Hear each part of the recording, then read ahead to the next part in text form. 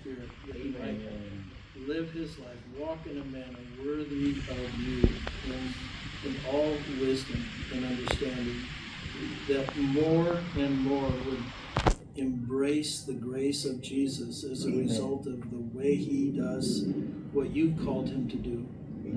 And that your name would be honored and glorified in this land, in this city, in this state, in this country. That the light of the gospel of Jesus Christ would be that force that unifies the people that are so divided, so hateful.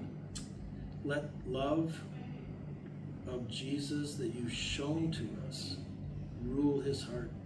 Let the unity that you share with the Father, Jesus, be the unity that is found by all these divisions. That in the name of Jesus, people would see the light of this truth. And in this office, Lord, let that light shine brightly. Amen. Protect him in every way, physically, spiritually, relationally, that he might carry on this bold task in humility and in grace. It's in your name we pray, Lord Jesus, and for your glory. Amen. Amen.